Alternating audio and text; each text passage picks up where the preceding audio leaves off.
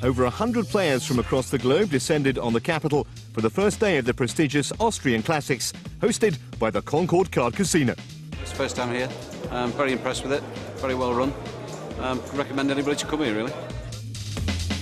The room was full of anticipation as the players, young and old alike, took their seats under the watchful gaze of tour director Mel Judah.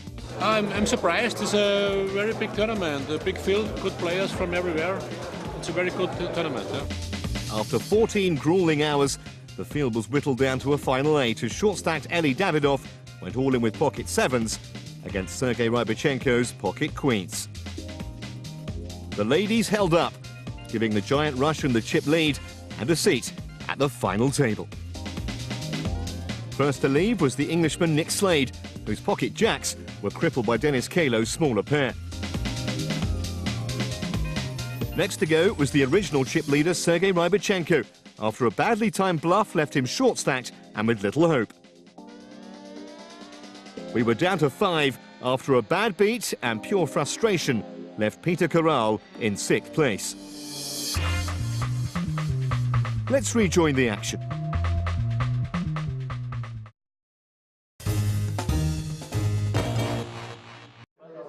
Welcome to the Concord Card Casino in Vienna. We're in the Austrian capital for the conclusion of the Austrian Classics, brought to you by Absolute Poker. The second stop in this, the first season of the European Poker Masters. 8 began at the final table, 5 remain, including Rien Zieder from Holland. He's been a pro for nearly 3 years. His biggest previous win was here in Vienna, and he starts with just over 88,000 in chips.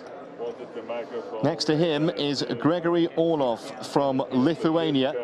4 years a pro. His biggest win so far, 25,000 euros. He's the chip leader here, though. He's got over 250,000.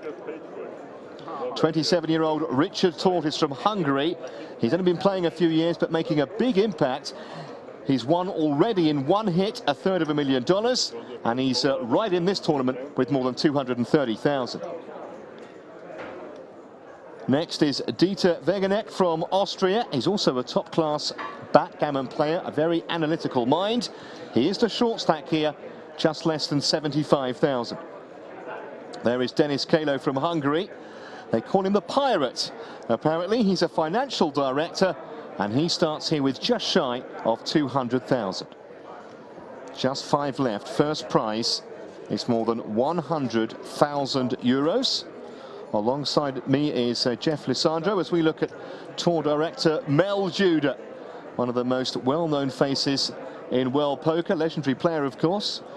Jeff, you've touched base with Mel many times. You also watched the first exchanges on our final table when we were broadcasting last time. Who impressed you of the 5 that remain here? I liked Olive. He was very conservative, but good judgment with the hands, and Richard was very aggressive, so tight, playing aggressive. Well, here's an all-in already from Peter Wegener, and he's only got Queen 10 suited. Yeah, very average hand, but now we're down to 5 players. These hands have got to be played. You cannot afford to pass Queen 10 suited. It's all of his chips, and Orlov can't play. 60. And he's looking at Wegener's stack, but he is not going to play with 3-6 offsuit. 74,800. No, he won't be playing that. I don't know what he's doing here. And maybe just trying to send a message to Wegener that, you know, just by shoving his chips in, it's not going to frighten him off straight away, making him think he's got a difficult decision. We know he hasn't.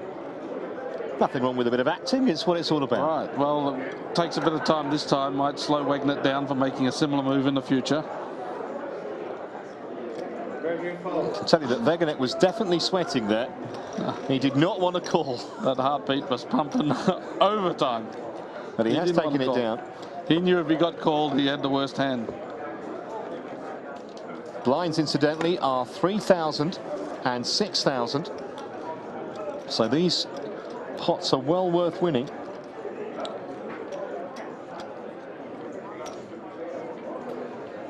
Hand number 56.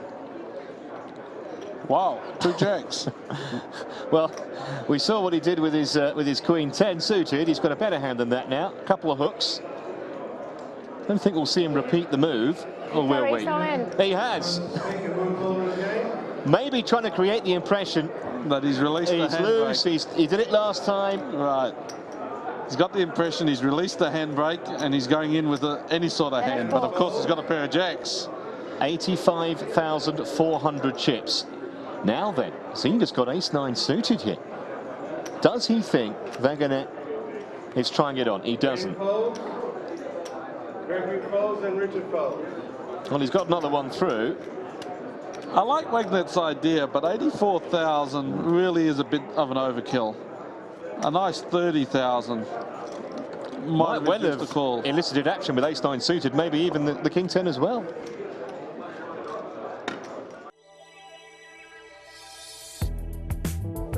So this is how you play No Limit Texas Hold'em.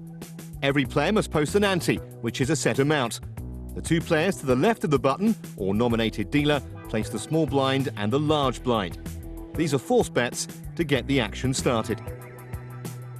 Then all players are dealt 2 cards face down. Now we have the first round of betting, with the player after the big blind acting first. He or she can now fold, match the big blind, or raise it. Once all the players have acted, the first 3 of the shared or community cards are dealt face up. This is called the flop. Then we have another round of betting and the next card is dealt. This is called the turn. Then there's some more betting and the final community card, the river, followed by the last round of betting. Everyone still in the hand turns over their cards and the best 5-card hand wins.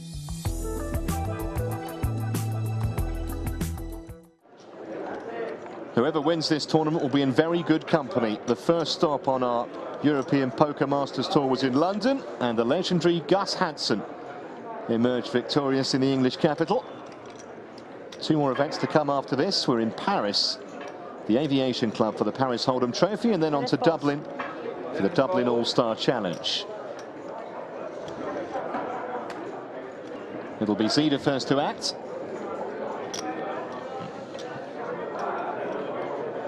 9-10 offsuit. Gonna need some new batteries in those sunglasses at some point, but they're flashing away wildly. Gregory, raise to 16,000. Well, there's the raise with the ace from Orlov.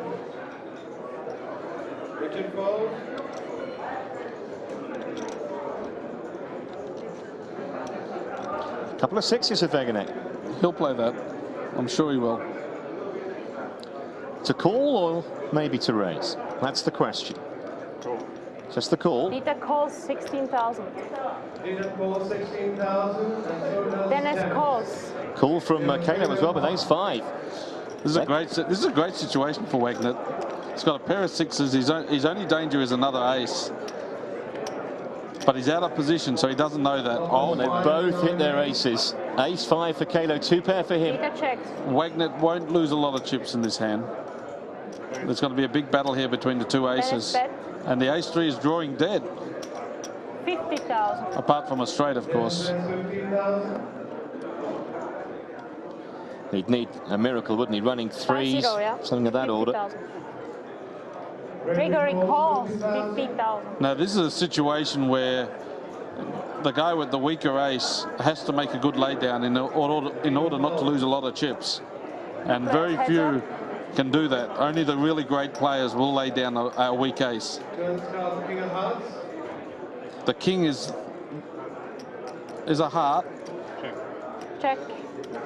Kalo with another little coy check. Orlov says, okay, give us a river.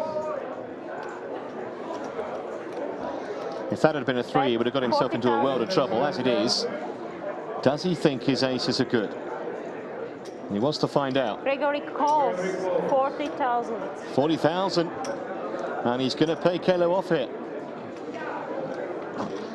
Dennis shows aces up. Aces and 5s. Aces and 5s. 2 pairs, aces and 5s. Dennis wins the pot. That puts Kalo in a terrific position. That was a big pot. Some really good players could have laid that weak ace down. He virtually